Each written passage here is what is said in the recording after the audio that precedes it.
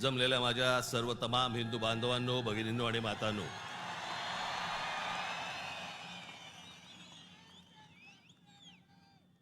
सर्वप्रथम मी आपणाला सर्वांना गुढीपाडव्याच्या मनपूर्वक शुभेच्छा देतो.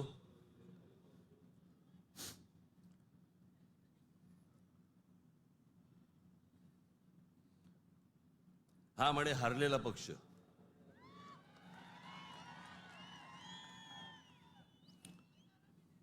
झालं, निवडणुका संपल्या, सगळ्या गोष्टी झाल्या. पण आज गेल्या निवडणुकीमध्ये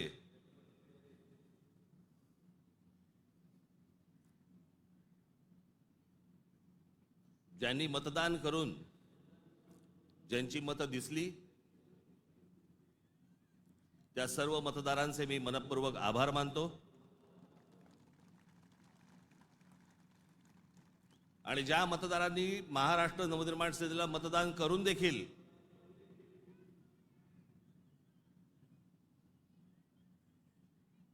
इलेक्ट्रॉनिक मशीनमध्ये ज्यांची मतं दिसली नाहीत त्यांचेही मी आभार मानतो. निवडणुका कशा झाल्या, काय काय गोष्टी घडल्या, मला असं वाटतं याच्यावरती माझं बोलून झालेलं आहे. आता जे झालं ते झालं, आता बघायचं ते याच्या पुढचं. सगळे वेळ काढून आलायत ना, बरंच बोलायचंय मला.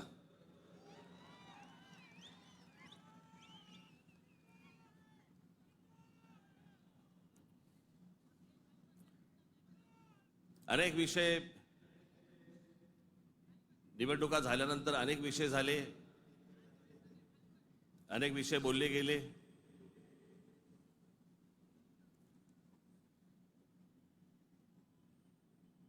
सदिच्छांचे, शुभेच्छांचे अनेक मला फोन पण आले आणि नेमके आजच आले.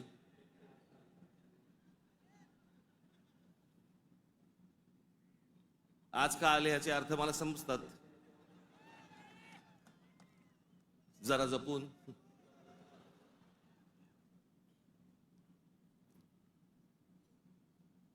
पण गेले काही दिवस ज्या काही घटना घडल्या, मला असं वाटतं काही गोष्टींचं तुम्हाला सांगणं खूप आवश्यक आहे, गरजेचं आहे.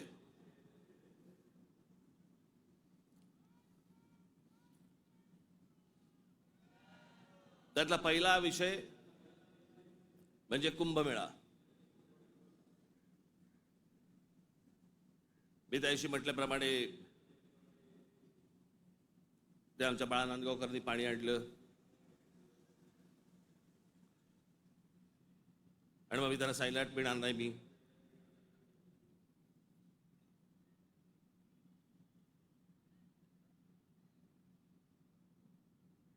मग नव्याने वारं शिरलेल्या काही हिंदुत्ववाद्यांना असं वाटलं, अरे मी कुंभमेळाचा अपमान केला. मूर्ख आहात का?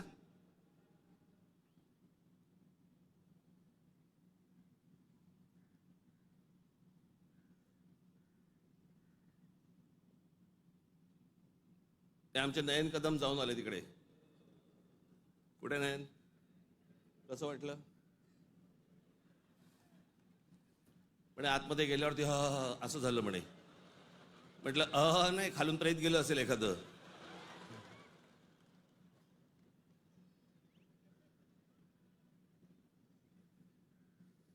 आपल्या देशामधल्या नद्यांची जी अत्यंत भीषण अवस्था आहे, ज्याला आपण माता म्हणतो, नदीला देवी म्हणतो, त्या नद्यांकडे आपल्या राज्यकर्त्यांचा, आज नाही, आजचे राज्यकर्ते नाहीत, गेल्या अनेक वर्षांपासूनचे, मला आजही आठवते, गंगा साफ करावी असं पहिलं बोलणारी जे कोणी व्यक्ती मला आठवते, मला राजकारणातली, ती म्हणजे स्वर्गीय राजीव गांधी. राजीव गांधी ज्यावेळेला पंतप्रधान झाले त्यावेळेला त्यांनी गंगा साफ करण्याचं काम सुरू केलं. तेव्हापासून अजून गंगा साफ करतायत. त्याच्यानंतर आता 2014ला नरेंद्र मोदीजी पंतप्रधान झाले, त्यांनी तेच सांगितलं गंगा साफ करणार. आपल्याकडच्या देशांमधल्या नद्यांची अशी अवस्था आहे की त्याच्यामध्ये पाणी पिणं तर लांबची गोष्ट, तुम्ही आंघोळ केली म्हणजे मी माझ्याकडे आत्ता काही उत्तरेतले लोक येऊन गेले मध्ये आणि त्यांनी मला सांगितलं की कित्येक लाखो लोक तिथे आंघोळ केल्यानंतर आजारी पडलेले आहेत. पडणारच आजारी.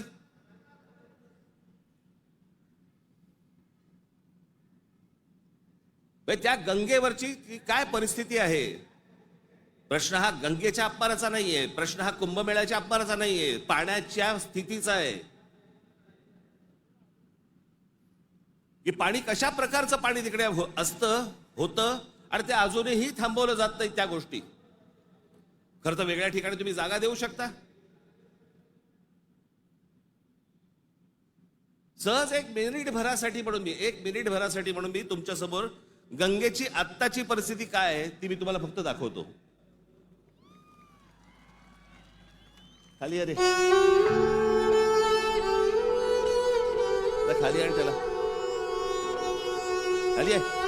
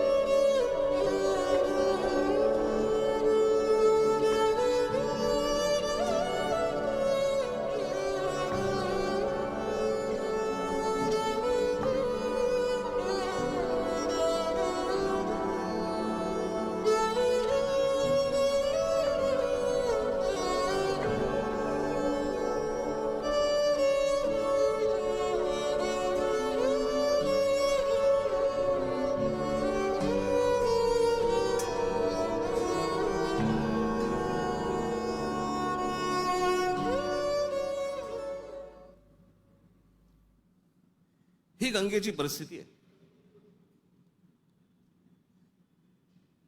आतापर्यंत 33,000 कोटी रुपये खर्च झाले त्याच्यावरती. तुम्ही आता तो महंत बघितलात ज्याला बोटीतनं तसाच्या तसाच टाकून दिला.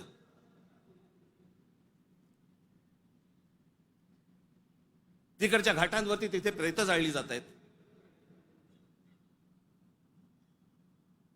नुसतं आपला अग्नी दिल्यासारखा करतात आणि तसंच प्रेत ढकलून देतात पाण्यामध्ये.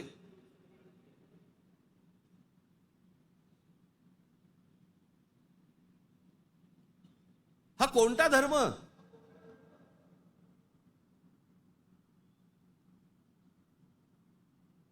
म्हणजे आमच्या नैसर्गिक आपल्या देशाच्या गोष्टींवरती जर समजा अशा प्रकारचा धर्म आडवा येत असेल, काय करायचं त्याचं.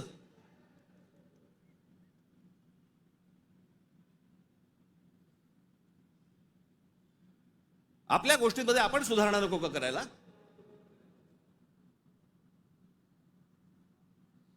काळ बदलला, लोकसंख्या वाढली. 1000 वर्षापूर्वीच्या गोष्टी वेगळ्या होत्या, आताच्या गोष्टी वेगळ्या आहेत.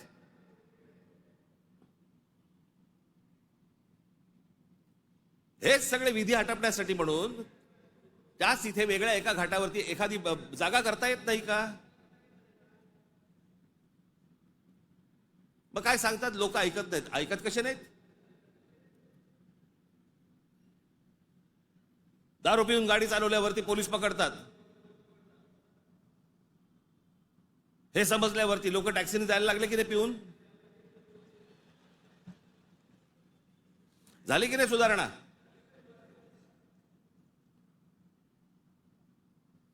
आपल्या नद्या स्वच्छ राहिल्या पाहिजेत.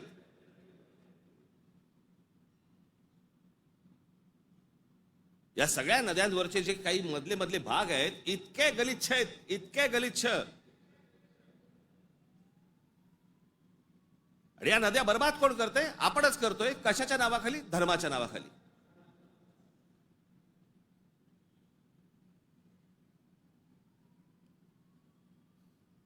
प्रत्येकाला आपापला धर्म प्यारा असतो. प्रत्येकाने आपापल्या धर्मामध्ये सुधारणा केल्या पाहिजेत. मी ज्या वेळेला हे गंगेवरचं ज्यावेळेला मी पाहत होतो सगळ्या गोष्टी, मला कळे ना हे कसं काय चाललंय.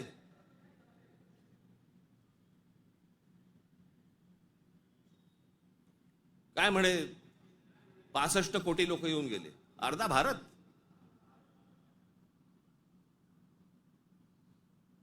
चला त्यातले आपण 5 लाख आपण पकडूया, व्हीव्हीआयपी आणि व्हीव्हीआयपी. बाकीचे काठावरच बसले असतील खो खो खेळायला, बरोबर की नाही? प्रत्येकाची जरी 200-200 ग्रॅम पकडली, चीनची भिंत बांधता आली असती आपल्याला.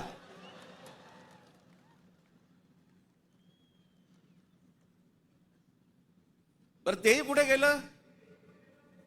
म्हणजे आपल्याकडे जे सगळे म्हणतात ना, झालं गेलं गंगेला मिळालं.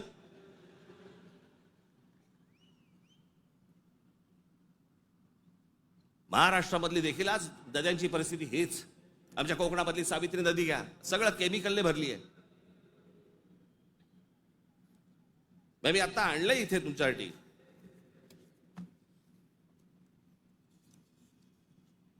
देशभरात एकूण 311 नदीपट्टे म्हणजे पॅचेस असे आहेत जे प्रदूषणामुळे धोक्याच्या पातळीवर असून त्यात महाराष्ट्रातील तब्बल 55 नदीपट्टे प्रदूषित आहेत. याच्यामधल्या सर्वात प्रदूषित असलेल्या नद्या, सर्वात प्रदूषित म्हणजे उल्हास नदी, मिठी नदी, मुळामुठा, सावित्री, भीमा, पवना, कान्हा, तापी, गिरणा, कुंडलिका, दारणा, इंद्रायणी, नीरा, वैनगंगा, चंद्रभागा, मुचकुंडा, घोड, तितूर, रंगवली, वर्धा, कृष्णा, पाताळगंगा, सूर्या, वाघूर, ढोरणा या नद्या पात्रांमध्ये पाणी हे अत्यंत वाईट आहे. हे माझा रिपोर्ट नाही आहे. तर भातसा, पेडी, मोर, बुराई, वेल, पांझरा, सीना, काळू, वेण्णा, कोयना, पांझरा, पैनगंगा, पूर्णा, उरमोडी, कान या नद्यांच्या पात्रामध्ये पाणी वाईट आहे. त्या नद्यांच्या तुलनेत मुंबईमध्ये 5 नद्या होत्या, 5 नद्या, कदाचित अनेकांना माहिती पण नसतील. त्यातल्या 4 मेल्या. मेल्या म्हणजे मारल्या. सांडपाणी, झोपडपट्ट्या आणि या सगळ्या गोष्टींबद्दल त्या 4 नद्या मेल्या आणि 5वी ही आता मरायला आली आहे. ती म्हणजे मिठी नदी. आत्ताची मिठी नदीची काल मी शूट करायला सांगितलंय. काल मी अगोदरचं पण दाखवत नाहीये, मी कालचं दाखवतोय.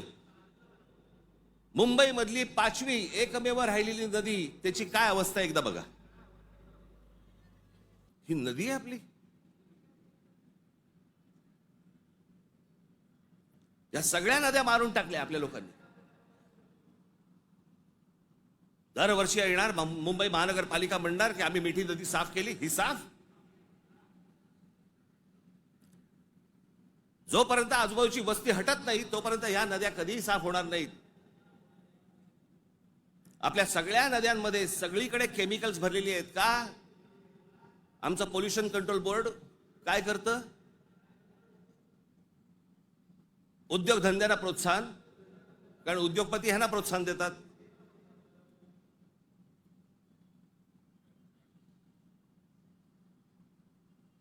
जे म्हणून आपल्याकडचे नैसर्गिक स्रोत आहेत आपण ते बंद करायचे आणि त्याच्यानंतर त्याच्यावरती बोलल्यानंतर तुमचा धर्म आडवा येणार.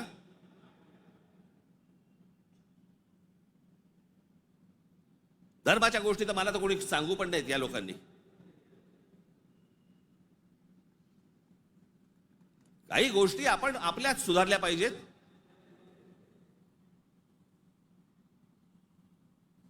मी मागे हा एकदा विषय बोललो होतो. तो विषय बोलल्यानंतर मी एकदा नांदेडला होतो. नांदेडच्या गुरुद्वारामधले जे तिकडचे जे काय म्हणतात त्यांना, आता मला त्यांना काय म्हणतात मला माहिती नाही. आपल्या भाषेत सांगायचं म्हणजे काय, तिकडचे गुरुजी असतील. आणि त्यांनी मला सांगितलं की आपने जो कहा वो बहुत ठीक कहा. काय म्हणालो होतो मी?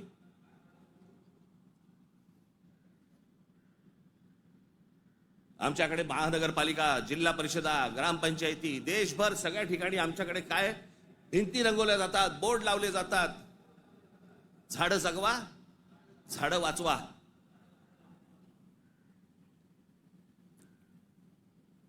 आणि आमच्याकडे देशामध्ये आपल्या हिंदूंचे अंतिम संस्कार, अंत्यविधी हे लाकडावरती होतात.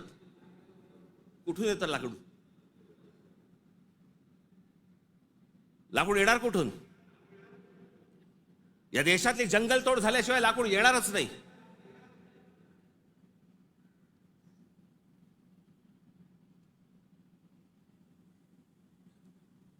आणि ह्याला पर्याय म्हणून काय त्या इलेक्ट्रिक विद्युत दाहिनी आल्यात ना. काही जण असतात कर्मठ, नाही नाही विद्युत दाहिनी नाही, आमच्या परंपरेनुसार. का विद्युत दाहिनी केल्यावरती काय कल्याणला उतरवतात?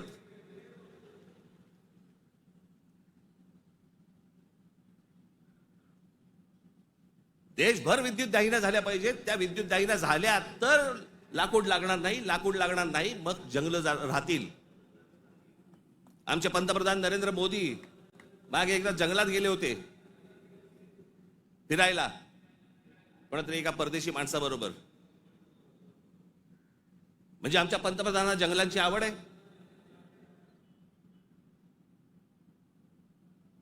मग ते त्या अंबानीच्या कुठेतरी त्या जामनगरला गेले, वनतारा का तंतारा काहीतरी. म्हणजे त्याला प्राण्यांची आवड आहे. मग प्राण्यांची आवड असेल तर जंगल जगवली पाहिजे. जंगल हे आपलं मुंबईचं नॅशनल पार्क आहे ना, हे नॅशनल पार्क संजय गांधी राष्ट्रीय उद्यान पवई पासून सुरू होतं, घोडबंदर पर्यंत तिकडे थांबतं. एवढं मोठं राष्ट्रीय एक काय नॅशनल पार्क एखाद्या शहराच्या मध्यात जगाच्या पाठीवर कुठेही नाही.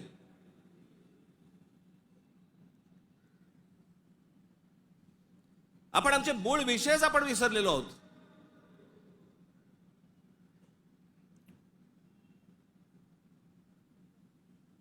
आमच्याकडे फक्त जंगलतोड सुरू आहे. म्हणजे आता मी तुम्हाला फक्त भारताचा जन्म मृत्यूचा आकडा फक्त सांगतो. जन्म मृत्यूचा आकडा म्हणजे लाकडं किती लागत असतील विचार करा, म्हणजे जंगलं किती तोडली जात असतील याचा विचार करा.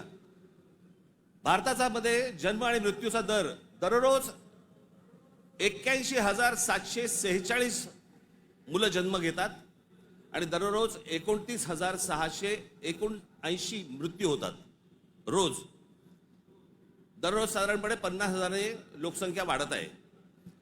महिन्याला 24,52,380 लोक जन्म घेतात आणि महिन्याला 8,90,370 लोक मृत्युमुखी पडतात. वर्षाला 2,94,28,560 जण जन्म घेतात आणि वर्षाला 1,06,84,440 जण मृत्युमुखी पडतात.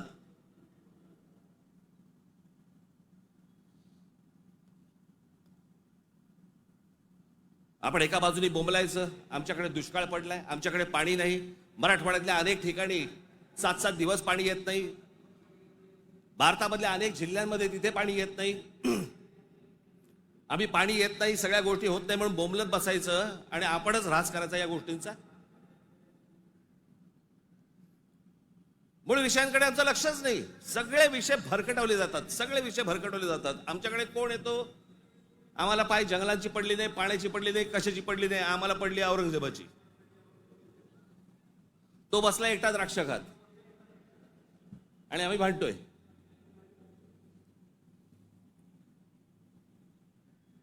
औरंगजेबाची कबर राहिली पाहिजे का उडवली पाहिजे? आत्ता कुठून आठवलं? चित्रपटाने जागे होणारे हिंदू काही कामाचे नाहीत.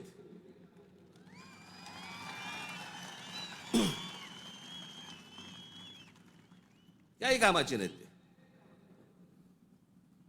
चित्रपट थिएटरमधनं उतरला की हे उतरले.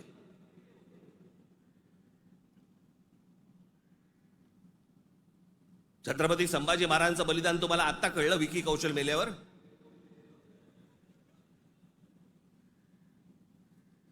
अक्षय खन्ना औरंगजेब बनून आल्यावर तुम्हाला औरंगजेब कळायला लागला?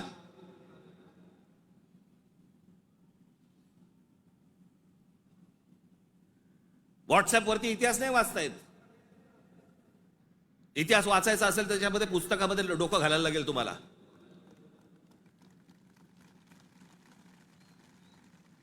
कोणीही बडबडायला लागले हल्ली इतिहासावरती. विधानसभेत पण बोलतात. खरं तर त्यांचं काही काम नाही.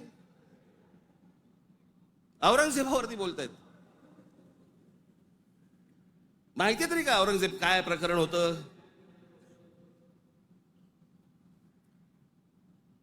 हे बाहेरून आलेले सगळे लोक,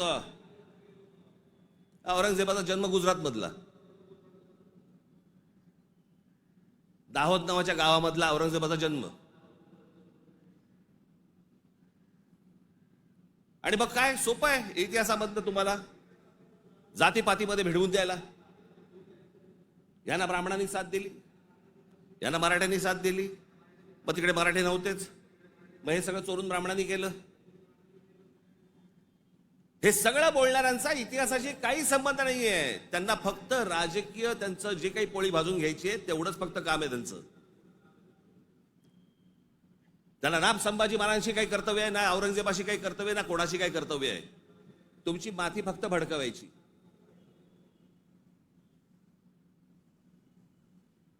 कसल्या इतिहास बोलतोय आपण? अहो, इतिहासाच्या पानात खोलवर गेलात ना, सगळ्या अपेक्षांची आणि कल्पनांची आणि भावनांची सगळी भांडी ठळाठळ फुटतील.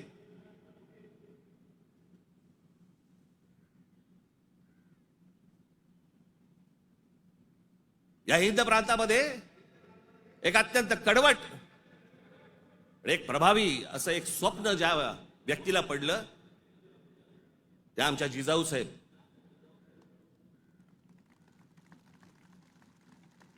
हे त्यांचं स्वप्न त्यांचे वडील असल्यापासून त्या बघत होत्या. त्यांना समजत नव्हतं हे काय चाललंय. आमचीच लोक या लोकांकडेच का चाकरी करतायत?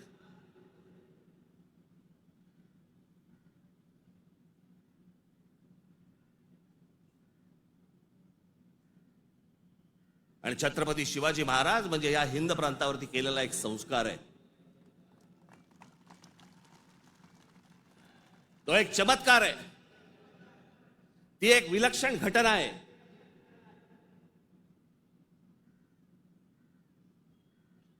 छत्रपती शिवाजी महाराज हा एक विचार आहे. तो विचार जन्माला यायच्या अगोदर या देशाची, या देश कुठचा होता? देश नव्हताच तो. या हिंद प्रांताची काय अवस्था होती, काय परिस्थिती होती?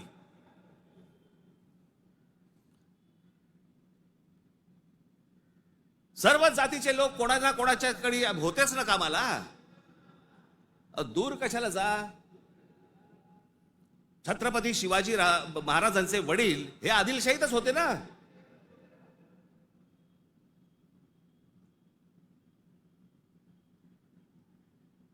त्याच्यानंतर ते निजामशाहीत गेले ना. तो काळ वेगळा होता, तिवाळची परिस्थिती वेगळी होती. त्यांनी का तसे निर्णय घेतले? जे कोणी महाराष्ट्रामधले सरंजामदार होते त्यांच्या विरोधाचाच लढा होता ना शिवाजी महाराजांचा. हे सरंजामदार कोण होते? त्याला जातीत का पाहताय तुम्ही?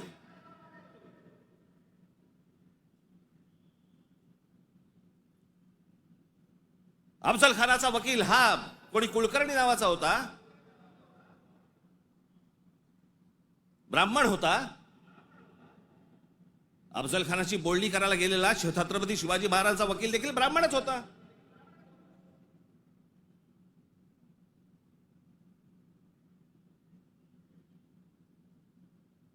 त्यावेळेला सगळीच माणसं वेगवेगळ्या लोकांकडे कामालाच होती.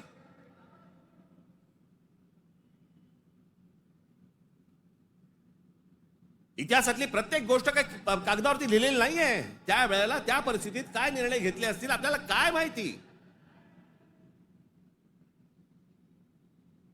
300-400 वर्षापूर्वीचा इतिहास, त्याच्यावरती आम्ही आज भांडतोय जातीत.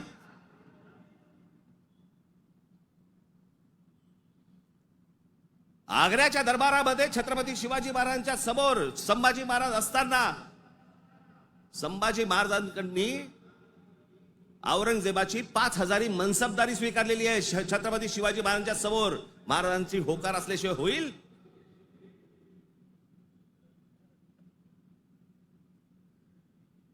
पण आता दरबारात अडकलोय, स्वीकारण्याशिवाय पर्याय नाही. आता स्वीकारू, नंतरचं नंतर बघू. राजकारण असतं ते. परिस्थिती काय, त्या परिस्थितीमध्ये कोणते निर्णय घ्यावे लागतात, काय परिस्थिती असते, आपण पाहणार आहोत का नाही? कशा अंगाने इतिहास पाहायचा असतो हे आपण कधी बघणार आहोत की नाही?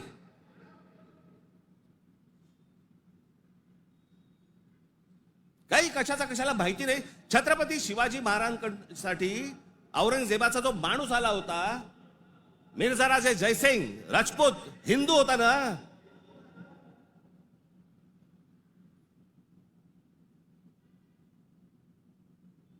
ज्या सिंहगडावरती आमच्या तानाजी मालुसरेंचा आज तिथे मृत्यू झाला, ते कोणाबरोबर लढाई झाला? उदयबान राठोड बरोबर ना. राजपूत होता ना, हिंदू होता ना. काय घेऊन बसलोय आपण?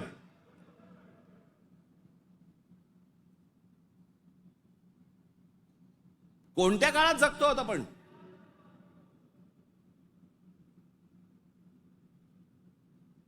छत्रपती शिवाजी महाराजांच्या जन्माच्या अगोदरचा काळ वेगळा होता, नंतरचा काळ वेगळा आहे.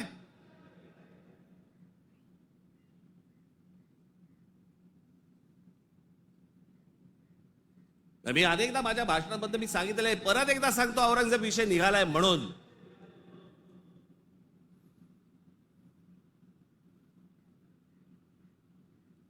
औरंगजेब बादशाह याचं राज्य कुठपासून कुठपर्यंत होतं? अफगाणिस्तान पासून दक्षिणेपर्यंत आणि इथे बंगालपर्यंत.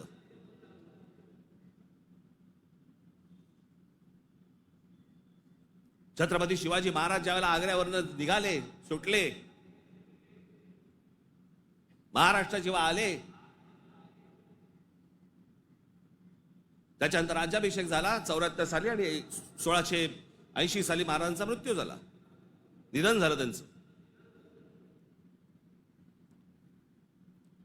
त्या दरम्यान औरंगजेबाचा एक पुत्र, मुलगा,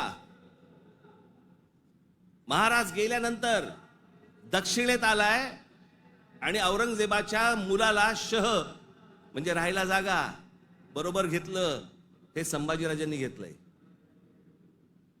तो तिथून पळून आलाय. वाचा जरा इतिहास, वाचा जरा. औरंगजेब ज्या वेळेला आग्र्यावरनं निघालाय, महाराज गेले 1680 साली आणि औरंगजेब महाराष्ट्रामध्ये पोहोचलाय 1681 साली. 1681 ते 1707, 27 वर्ष तो महाराष्ट्रात लढत होता.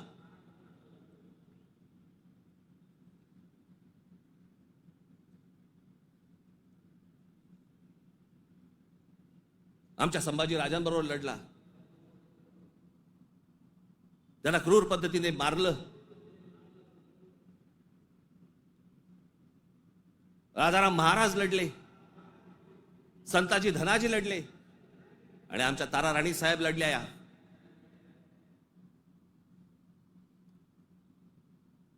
एक महाराष्ट्राचे खूप मोठे लेखक होऊन गेले, नरहर कुरुंदकर. त्या कुरुंदकरांच्या एका पुस्तकामध्ये फार अप्रतिम वाक्य आहे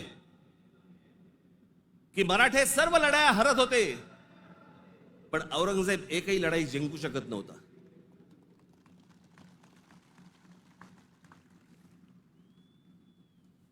याचं कारण छत्रपती शिवाजी महाराजांचं निधन झाल्यावरती खरं तर औरंगजेबाने परत जायला पाहिजे होता आग्र्याला. नाही, तो इथे का थांबला? एवढा मोठ्या बलाढ्य प्रदेशाचा राजा, शहनशाह, एका 2.5, 3, 3.5, 4 जिल्ह्याच्या एका राजासाठी इथे ठाण मांडून का बसला?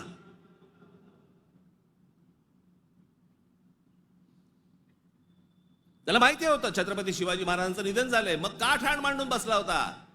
शिवाजी महाराज तर गेले होते, त्याला शिवाजी नावाचा विचार मारायचा होता, जो त्याला जमला नाही.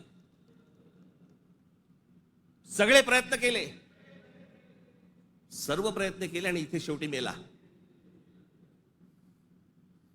जगाच्या इतिहासामध्ये औरंगजेब वाचला जातो, अभ्यास केला जातो त्याचा, पण ज्या वेळेला त्याचा अभ्यास केला जातो त्यावेळेला जगभरातल्या लोकांना कळतं की तो काय करायला गेला होता आणि कसा मेला. तिथे छत्रपती शिवाजी महाराजांचं नाव येतं जगभरामध्ये. जी कबर आहे ना, जी सजवलेली काढून टाका, कबर नुसती दिसली पाहिजे आणि तिथे एक मोठा बोर्ड लावा, आम्हा मराठ्यांना संपवायला आलेला औरंगजेब इथे आम्ही गाडला गेला.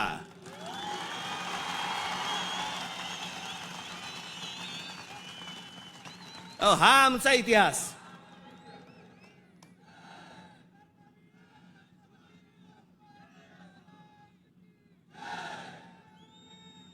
अफजल खान ज्या वेळेला इथे आला, इतिहास कशासाठी वाचायचा? इतिहासातनं बोध घेण्यासाठी वाचायचा. अफजल खान जेव्हा इथे आला त्यावेळेला प्रतापगडावरती मारला गेला खाली, तिथेच त्याची खाली कबर खोदली गेली, तिथेच त्याला पुरला. मराठीत एक फार अप्रतिम जो शब्द आहे ना, पुरून उरीन, तो आहे, तुला पुरीन आणि उरीन. तो जो पुरला त्याला तिकडे अफजल खानाला, तो शिवाजी महाराजांच्या होकाराशिवाय पुरला नसेल. त्याची कबर जी केली आहे ती महाराजांना विचारल्याशिवाय केली नसेल. महाराजांनी सांगितलं असेल, निश्चित करा, जगाला कळू दे कोणाला मारलाय.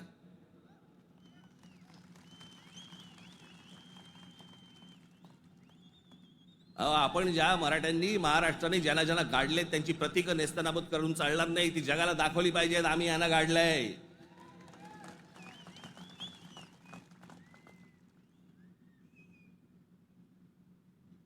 इस्रायलची एक खूप मोठी संघटना आहे मोसाद नावाची. त्यांचं एक पुस्तक आहे. त्या पुस्तकामधली एक ओळ फार अप्रतिम ओळ आहे. आणि त्याच्यात त्यांनी दिलंय की आम्ही अनेक स्मारकं बांधली इथे इस्रायलमध्ये, पण अनेक लोकांची आम्ही स्मारकं बांधली नाहीत. का? कारण ती जर बांधली तर जगामध्ये ते कृत्य आम्ही केलंय असं जगाला कळेल, म्हणून आम्ही नाही बांधली.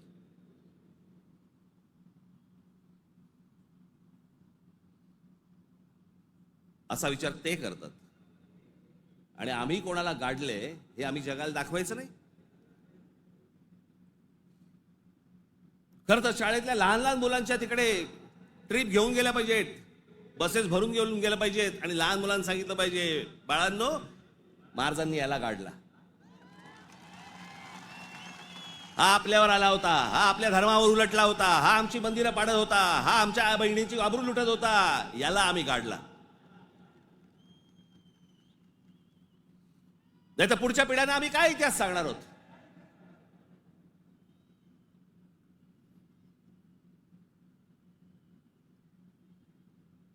माझं महाराष्ट्रातल्या सर्व तरुणांना आणि तरुणींना माझं सर्वांना सांगणं आहे, खास करून तरुणांना आणि तरुणींना, व्हॉट्सअपवरती इतिहास वाचायचा पहिला बंद करा.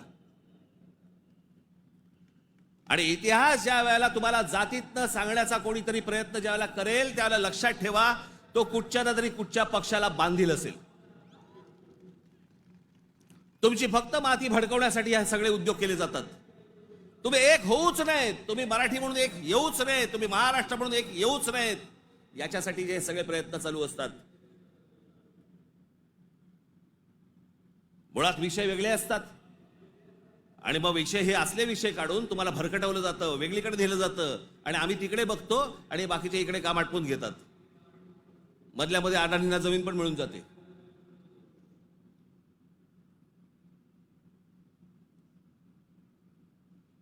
मुंबईचा विमानतळ दिला अदानीला, मग अजून कुठचा नवी मुंबईचा दिला अदानीला, मग आता पालघरचा दिला अदानीला, मग तिकडचं बंद दिला अदानीला. अदानी हुशार निघाला, आम्ही अडाणी निघालो.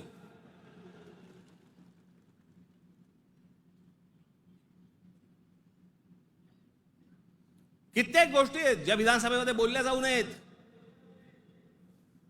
लाडकी बहीणचं काय झालं?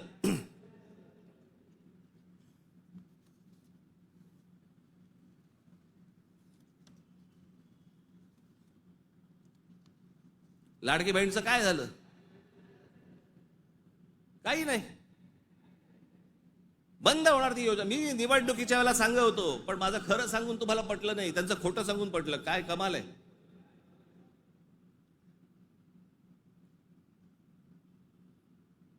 ज्या महत्वाचे जे विषय आहेत, या सगळ्या महत्वाच्या विषयांकडे आपण दुर्लक्ष करायचं, आणि दुर्लक्ष करून आम्ही कुठे भरकटायचं, कुठे चालले आमचा. विधानसभेमध्ये चर्चा कशावरती? औरंगजेबावर.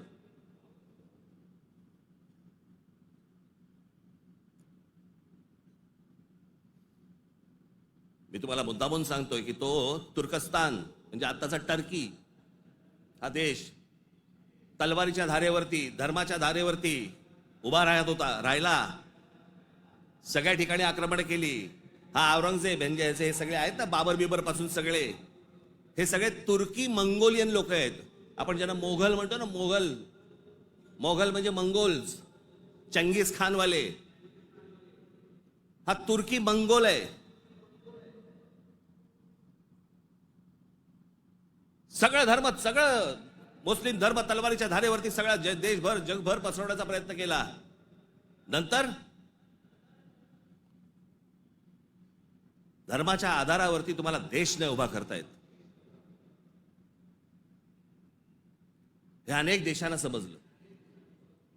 त्यातला पहिला टर्की म्हणजे तुर्कस्तान. तिकडे 1922 साली त्यांच्या पंतप्रधान का काय प्रेसिडेंट जो काय असतो तो, त्याच्यावरती केमाल पाशा नावाचा माणूस आला आणि केमाल पाशाने सगळं अख्खं तुर्कस्तानचं चित्र अख्खं पालटून टाकलं. 1938 साली मला असं वाटतं ते गेले. त्याच्यानंतर जी लोक आली तिथे इस्लाम आता म्हणण्यापुरता आहे तिथे, पण तो आता भाग दक्षिण युरोप म्हणतात त्याला, दक्षिण युरोप. तिकडची परिस्थिती, तिकडची अवस्था जर समजा तुम्ही बघितलीत, म्हणजे त्या सगळ्या ठिकाणी मशिदी आहेत, सगळ्या गोष्टी आहेत, पण तुम्हाला रस्त्यावरती धर्म दिसत नाही. कारण त्याच्या लक्षात आलं की धर्मामुळे देशाची प्रगती होणार नाही. त्याने काय काय प्रकार केले. केमाल पाशाने राज्यघटनेत तुर्कीला धर्मनिरपेक्ष राष्ट्र म्हणून घोषित केलं. इस्लामला राज्य धर्माचा दर्जा काढून टाकला. शरिया कायदे रद्द करून स्विस सिव्हिल कोडवर आधारित नवीन कायदा लागू केला. त्याच्यानंतर अरबी लिपीऐवजी लॅटिन लिपी स्वीकारली. फ्रेंच फेज टोपी त्यांची जी होती त्याच्यावर बंदी आणि पाश्चिमात्य पोशाखांना प्रोत्साहन दिलं. मशिदींमधील अरबी प्रार्थनांना तुर्की भाषेत बदललं. आता सध्याचे टर्कीचे सध्याचे अध्यक्ष एर्दोगन यांनी मवाळ इस्लाम स्वीकारला वगैरे सोडा, टर्कीला दरवर्षी टुरिझम म्हणून किती लोक भेट देतात? 5 कोटी लोक भेट देतात. वर्षाला साधारणपणे $400 बिलियन त्यांचं उत्पन्न होतं, निर्माण होतं. हे देश सगळे त्याच्यातनं बाहेर पडतायत आणि आम्ही धर्मांधतेकडे जातोय. धर्म प्रत्येकाने जोपासला पाहिजे उंबरठ्याच्या आत. आणि त्यांनी जर समजा, बाकीच्यांनी जर समजा धर्म रस्त्यावरती आणला, तर मग काय आम्ही बुलडोजर फिरू? मी ज्या वेळेला सांगितलं होतं हे सगळे लाऊडस्पीकर बंद करा मशिदींवरचे, ऐकलं नाही. माझ्या 17,000 महाराष्ट्र सैनिकांवरती केसेस टाकल्या. आणि आता परवा दिवशी आमच्या महाराष्ट्र राज्याचे मुख्यमंत्री देवेंद्र फडणवीस म्हणतात की आम्ही त्यांना सांगितलेलं आहे रात्री 10 ते सकाळी 6 भोंगे वाजणार नाहीत. अहो, तेव्हा वाजतच नाहीत. प्रश्न आहे सकाळी 6 ते रात्री 10. या लाऊडस्पीकरचा, सततच्या लाऊडस्पीकरचा लोकांना त्रास होतो. तुमचे काही सण बिण असतील तर आपण समजू शकतो, पण सरकार म्हणून कोणतंही पाऊल न उचललं. पाऊल कोणी उचललं? उत्तर प्रदेशने उचललं, योगींनी उचललं. त्यांनी सगळ्यावरचे लाऊडस्पीकर बंद केले. आपण इथे घोषणा केली, लाऊडस्पीकर त्यांनी बंद केले. आमच्या इकडे तसंच चालू आहे.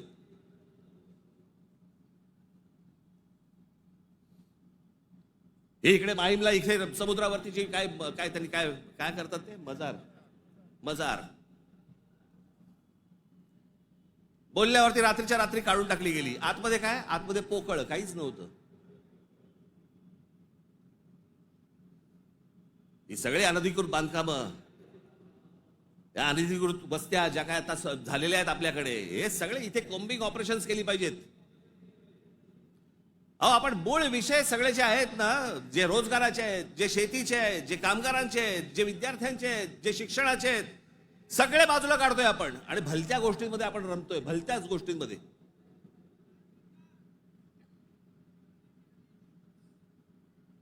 आज त्या बीडला जे झालं,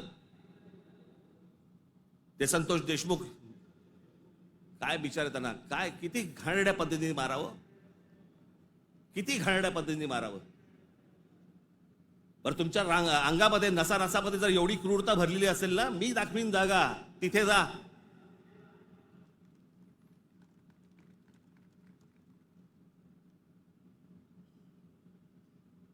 पण हे सगळं झालं कशातनं?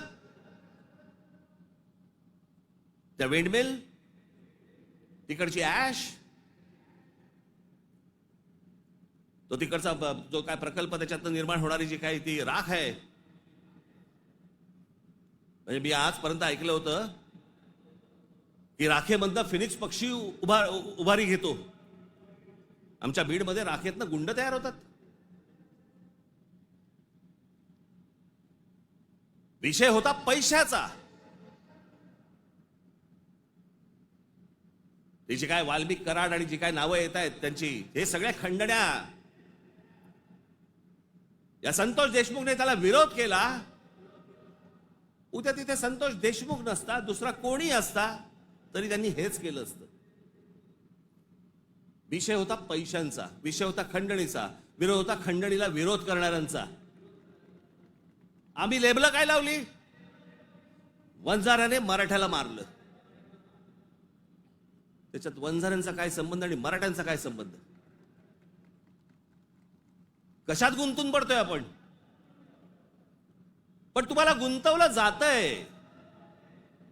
हे राजकीय पक्ष तुम्हाला गुंतवतायत त्याच्याबद्दलच गुंतून राहा. आमच्या मुलांच्या शिक्षणाचा विचार करू नका, विषय आणू नका. आमच्याकडे रोज शेतकरी आत्महत्या करतायत. आता दिवसाला 7 आत्महत्या होत आहेत दिवसाला शेतकऱ्यांच्या. पाहू नका. आमच्याकडे रोजगार निर्माण होत नाहीये, लक्ष देऊ नका त्याच्याकडे. असंख्य मुलं आणि मुली मराठवाडा सोडून पुण्याकडे येत आहेत. दुर्लक्ष करा त्या गोष्टींकडे. आम्ही कशात अडकवलंय त्यांना? सगळ्यांना जातीपातीमध्ये अडकवलेलं आहे. कोणी जातीचं भलं केलेलं नाहीये आणि कोणी जातीच्या माणसाचं भलं केलेलं नाहीये. या महाराष्ट्रामध्ये संयुक्त महाराष्ट्र झाल्यानंतर गेली इतकी वर्ष या महाराष्ट्राच्या सत्तेमध्ये जास्तीत जास्त आमदार आणि जास्तीत जास्त मंत्री आणि जास्तीत जास्त मुख्यमंत्री मराठा समाजाचे होते. मग मराठा समाजाला आरक्षण का मागावं लागतंय? काय केलं या आमदारांनी आणि काय केलं या मंत्र्यांनी आणि काय केलं मुख्यमंत्र्यांनी? जर माझ्या मराठा समाजाला जर समजा आरक्षण मागायला लागत असेल, मग एवढे आमदार आजपर्यंत का निवडून दिले? एवढे खासदार आजपर्यंत का निवडून दिले? एवढे मुख्यमंत्री का झाले? एवढे मंत्री का झाले? मग ह्या लोकांनी काय केलं? जात जातीला कधीच सांभाळत नाही. हे फक्त निवडणुकांमध्ये फक्त तुमची मतं घेण्यासाठी म्हणून फक्त जातीचा वापर करतात. याच्यानंतर काही होणार नाही. निवडणुकीच्या तोंडावरती तुम्हाला सांगितलं होतं शेतकऱ्यांना कर्जमाफी करू म्हणून, सांगितलं होतं ना? काल अजित पवार बोललेत 30 तारखेच्या आत पैसे भरून टाका, कर्जमाफी वगैरे काही होणार नाही. म्हणजे निवडणुकीच्या तोंडावरती तुम्ही वाटेल त्या गोष्टी बोलणार आणि निवडणूक संपल्यानंतर लोकांनी भाबडेपणाने मतदान केल्यानंतर तुम्ही आता ऐन मोक्यावरती बोलणार की पैसे भरून टाका म्हणून. अरे वा. महाराष्ट्रातल्या जनतेला मला हे विचारायचंय की इतक्या भाबडेपणाने तुम्ही मतदान करता तरी कसे? ही लाडकी बहीण योजना, या लाडक्या बहीण योजनेची आता काहीतरी 2100 कोटी काहीतरी करणार म्हणे. 2100 कोटी केलं तर साधारणपणे वर्षाला महाराष्ट्र सरकारवरती 63,000 कोटीचं कर्ज होईल.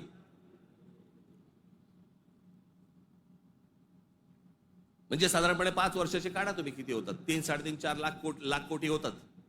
हे फक्त वाटण्यात. ते वाटू शकत नाहीत, सरकारकडे पैसे नाहीत. ही योजना बंद होणार. कर्ज काढून दिवाळी साजरी करायला सांगितले कोणी? जे मूळ प्रश्न आहे, जे रोजगाराचे प्रश्न आहेत, माझ्या महाराष्ट्रामध्ये माझ्या मराठी मुला मुलींना नोकऱ्यांचे प्रश्न आहेत, ते सोडवा. आस्थापना येत आहेत आणि तुम्ही बाहेरच्या लोकांना भरताय कंत्राटी कामगार म्हणून. माझ्या महाराष्ट्रामधल्या मुलांना कळत नाहीये, मुलींना कळत नाहीये, कारण आम्ही गुंतवलेत कशात? आम्ही जातीत गुंतवलेत. मारामाऱ्या करा, डोकी फोडा, व्हॉट्सअपवरती जातीत शिव्या घाला, हे उद्योग आमचे सगळे सुरू आहेत. मूळ प्रश्नाकडे आहे कोणाचं लक्ष? खरं तर मूळ प्रश्नांवरती तुम्ही सरकारला धारेवर धरलं पाहिजे, मंत्र्यांना धारेवर धरलं पाहिजेत. निवडणुकीच्या तोंडावरती ज्या ज्या प्रकारची तुम्हाला आश्वासनं दिली त्या गोष्टी तुम्ही विचारल्या पाहिजेत. पण मुळात आपलंच लक्ष जर समजा नसेल तर बाकीच्यांचं फावणारच आहे.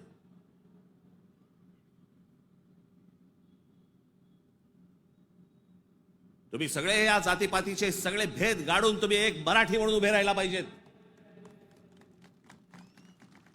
बाकीच्या राज्यांमध्ये बघा,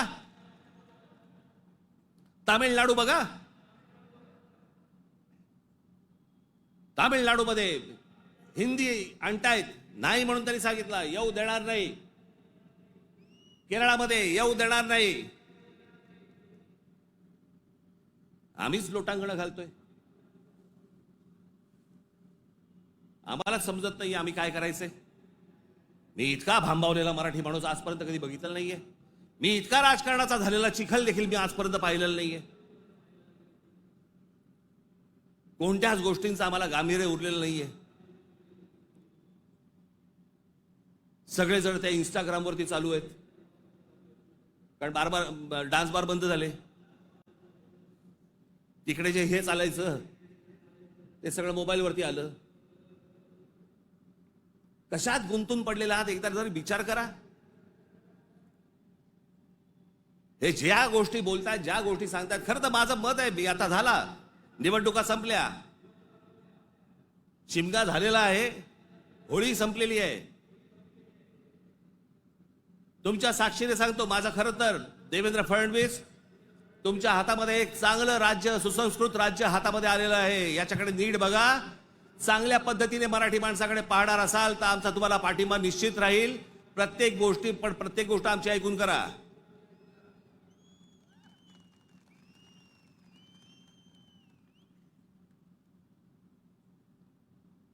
महाराष्ट्र आसुसलेला आहे. आता उन्हाळा आहे, आता पाण्याचे प्रश्न सुरू होतील. शेतकऱ्यांच्या आत्महत्यांचे आहेतच आहेत, कर्जांचे आहेत. कोणी कंपन्या येतात, त्या कुठची कंपनी आली ती लुटून गेले ते तोरस का काहीतरी, इतके भाबड्यात. आता पैसे दिले की महिन्याभरात दुप्पट होतील. कोण देतं असं करून? का गुंतवता अशा ठिकाणी पैसे तुम्ही? पण या सगळ्या ह्याच्यामध्ये मी तुम्हाला दोष देणार नाही. ही जी असुरक्षितता जी आलेली आहे ना, आर्थिक असुरक्षितता आलेली आहे, वैचारिक असुरक्षितता आलेली आहे, मंदिरांच्या बाहेर रांगा लागल्या आहेत. जे बुवा बिवा जे काय आता सध्या नवीन आले सगळेजण, त्यांच्याकडे रांगा लागल्या आहेत. लोक भक्तीने जात आहेत, भावनेने जात आहेत, अडकून पडतायत. ठीक आहे, पण चांगल्या गोष्टीत तरी पडतायत.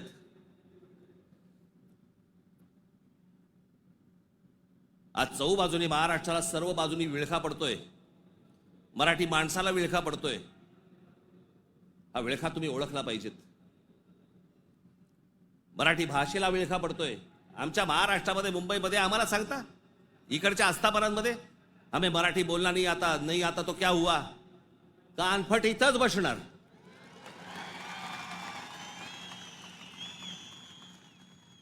फालतू देशबीस सांगायचा नाही आम्हाला. प्रत्येक राज्याची एक राजभाषा आहे. त्या राजभाषेचा सन्मान हा प्रत्येक राज्यामध्ये राखला गेला पाहिजे. महाराष्ट्रामध्ये, मुंबईमध्ये मराठीचा मान हा राखला गेलाच पाहिजे प्रत्येक आस्थापनेत.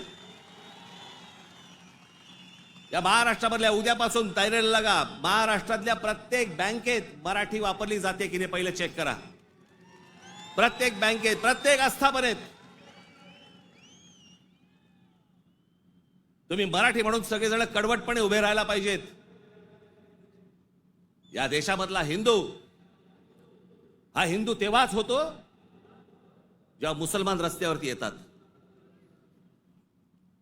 एरवी फक्त भक्तिभावाने असतात, पण हिंदूंमधला हिंदू जेव्हा जागरूक होतो तो फक्त दंगलीमध्ये हिंदू असतो.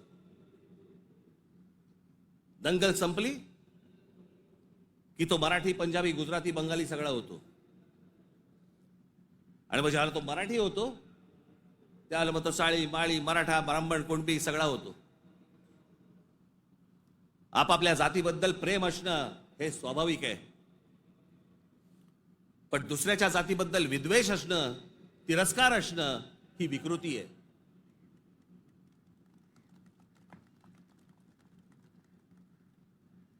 आज सगळे राजकीय पक्ष बाकीचे आज केंद्रातले असतील, पूर्वीपासून चालू आहे, काँग्रेस असल्यापासून सुरू आहे.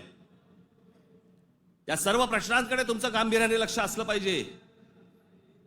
मी आज फक्त तुम्हाला एक गोष्ट वाचून दाखवणार आहे. 1966 साली शिवसेनेच्या जन्माच्या वेळेला माझ्या आजोबांनी एक पुस्तक लिहिलं होतं. बघा, 1966 सालची गोष्ट बोलते मी तुम्हाला. 1966 माझ्या आजोबांनी एक पुस्तक लिहिलं होतं. मी ते लवकरच मी ते रिप्रिंट करून तुमच्या पुढे आणणार आहे. मी त्या पुस्तकाचं नाव होतं उठ मराठ्या उठ. ते पुस्तक आपण सर्वांनी जरूर वाचलं पाहिजे. त्या पुस्तकातला एक फक्त मायना मी तुम्हाला एक फक्त गोष्ट वाचून दाखवतो. आणि ही गोष्ट मला असं वाटतं सर्वांनी गांभीर्याने घेतली पाहिजे. या गोष्टींवरती विचार केला पाहिजे. पूर्वीची काँग्रेस असो, नाही तर आताची भाजपा असो, नाही तर अजून येणारे दुसरे कुठचाही केंद्रामधला पक्ष असो किंवा राज्यामधला, मराठी माणसांनी या गोष्टींचा विचार करणं गरजेचं आहे. हे आजोबांनी 66 साली लिहिलंय. तीच गोष्ट आज तंतोतंत आपल्याला लागू पडतेय. ती मी गोष्ट फक्त तुमच्यासमोर वाचून दाखवतो. भाषा म्हणजे काय बोलायचीच नाही, कमाल भाषा.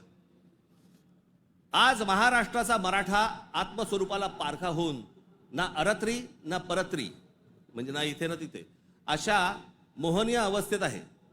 त्याचा उज्ज्वल भूतकाळ त्याने चुकूनही आठवू नये. त्याचा उज्ज्वल भूतकाळ, जे मी मगाशी तुम्हाला सांगतो ना, इतिहासातल्या चांगल्या गोष्टी, त्याचा उज्ज्वल भूतकाळ त्याने चुकूनही आठवू नये. या धोरणाने त्याच्या त्या इतिहासाची जडणघडण नव्या राजकारणी रंगढंगाला साजेशी बदलण्याचा उद्योग सध्या चालू आहे. काळाच्या कचक्यालाही न जुमानता ग्रंथ दस्तात आणि पिढ्यानपिढ्यांच्या स्मरणात परंपरेने चिरंजीव झालेल्या ठळक ऐतिहासिक घटनांवर ही निरनिराळे बनावट अर्थ बनवण्यात येत आहेत. जिकडे पाहावे तिकडे जे आता चालू आहे, त्या इतिहासाचे वेगवेगळे अर्थ तुम्हाला सांगितले जात आहेत. वेगवेगळ्या गोष्टी सांगितल्या जात आहेत जाती जातींमधनं. त्याच्यामध्ये एक त्यांनी एक उतारा दिलाय. गलबला बुद्धी नासते नाना निश्चय सांगती, ऐकावे कोणाकोणाचे बोलत आहे बहुचकी, करंटे मिळाले सर्वही जो तो बुद्धीचं सांगतो. प्रत्येक जण आपापल्या पद्धतीने काहीतरी सांगत असतो. त्यांची बुद्धिमत्ता तेवढी नसते, पण प्रत्येकाला वाटतं मला व्यक्त व्हायचंय, आणि प्रत्येक जण बुद्धी पाजळत असतो.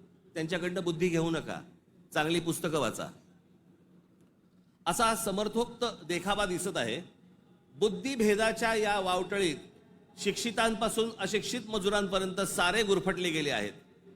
जागृतीचा उत्थानाचा बोध करील तो जातीयवादी, संकुचित वृत्तीचा, देशद्रोही म्हणून त्याची सर्वत्र निंदा लानस्ती आणि जाहीर सभातून निषेध करण्यात येतो. कारण स्पष्ट आहे. महाराष्ट्राचा मराठा जागा होऊन आपल्या आत्मस्वरूपाचा शोध घेण्या इतका कदरबाज स्वाभिमानी बनू लागला तर सत्ता स्पर्धेच्या शर्यतीच्या रिंगणात आपल्या पक्षीय घोड्यावर स्वार झालेल्यांचे रिकीबितले पाय लटपटल्याशिवाय राहणार नाहीत. हे जे आज सत्तेचे सगळ्या घोड्यांवर चालू आहे ना, घोड्यांवरती बसलेले आहेत, तुम्ही एक व्हा. तुम्ही एक मराठी म्हणून ताकद ह्यांना सर्वांना दाखवा. नाही ह्यांचे पाय लटलटले तर मला सांगा. पण तुमच्यामध्ये सगळ्यांमध्ये फक्त मतभेद निर्माण करणं, बुद्धिभेद निर्माण करणं, आणि त्या बुद्धिभेदातनं ह्यांना फक्त सत्ता राबवायची आहे सगळ्यांना. आज सत्तेवर बसले तेवढंच नाही म्हणत मी, सगळेच. म्हणून मला तुम्हाला एवढंच सांगायचं आहे, आजच्या या गुढीपाडव्याच्या दिवशी, हा गुढीपाडवा, या गुढीपाडव्याच्या दिवशी तुम्ही हा मराठी नववर्षाचा सण, या मराठी नववर्षाच्या क्षणी तुम्ही सगळ्यांनी, महाराष्ट्रातल्या तमाम माझ्या माता भगिनींनी, माझ्या बंधूंनी, भावांनी, माझ्या बहिणींनी, सगळ्यांनी एकजुटीने मराठीचा नारा द्यावा. आणि ज्या वेळेला ते इतर ज्या वेळेला अंगावर येतील त्यावेळेला आपण हिंदू म्हणून अंगावरती जाऊ. एवढी ताकद आपण आज या ठिकाणी ठेवू. आपण आज या गोष्टींची शपथ घेऊ. आणि पुढच्या सगळ्या येता निवडणुका आता लागतील, मला असं वाटतं की ऑक्टोबर नोव्हेंबरला लागतील बहुधा. यांची गॅरंटी नाही, कारण यांचं चाललंय ते बरं चाललंय. एक माणूस धरून बसलेत आयुक्त प्रत्येक ठिकाणचा. त्याच्यामुळे सोपं असतं राजकारण. ज्या वेळेला निवडणुका लागतील तोपर्यंत सगळी बांधणी तुमची पूर्ण झालेली पाहिजे आणि सगळेजण तुम्ही जोरात कामाला लागले पाहिजेत. एवढी फक्त एक इच्छा, आशा, अपेक्षा व्यक्त करतो आणि पुन्हा एकदा गुढीपाडव्याच्या आपल्याला सर्वांना शुभेच्छा देऊन आपली सर्वांची मी तूर्त रजा घेतो. धन्यवाद. जय हिंद, जय महाराष्ट्र.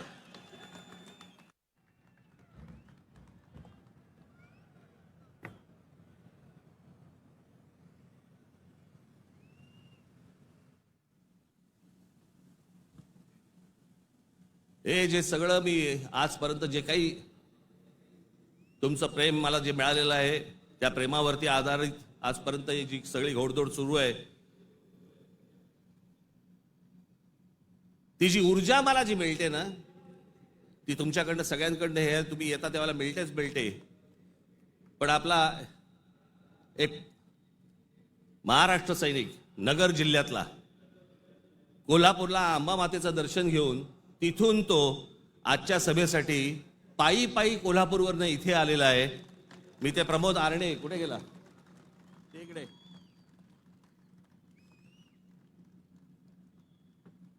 आता बस. हा पायी पायी तिथून आला. तुमच्या सर्वांसाठी तो महालक्ष्मीचं दर्शन घेऊन आलेला आहे आणि मला असं वाटतं की हीच माझी ऊर्जा आहे. धन्यवाद.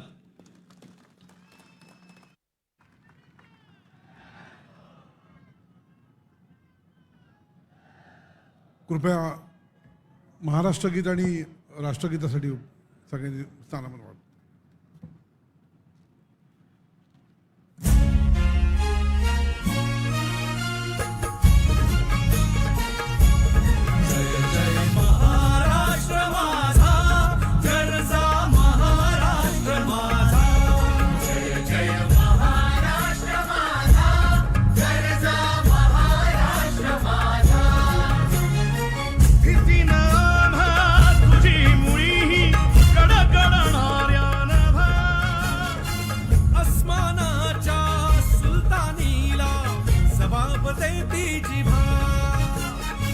सह्याद्रीचा सिंह गर्जतो शिवशंभू राजा. दरी दरीतून नाद गुंजला महाराष्ट्र माझा. जय महाराष्ट्र माझा, गर्जा महाराष्ट्र माझा.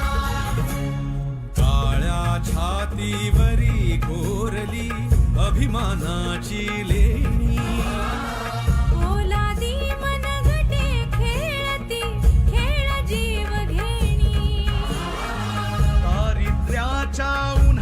शिजला निढळाच्या घामाने भिजला देश गौरवासाठी झिजला. दिल्लीचे ही दस्तराणी महाराष्ट्र माझा. जय महाराष्ट्र माझा, गर्जा महाराष्ट्र माझा. जय जय महाराष्ट्र माझा.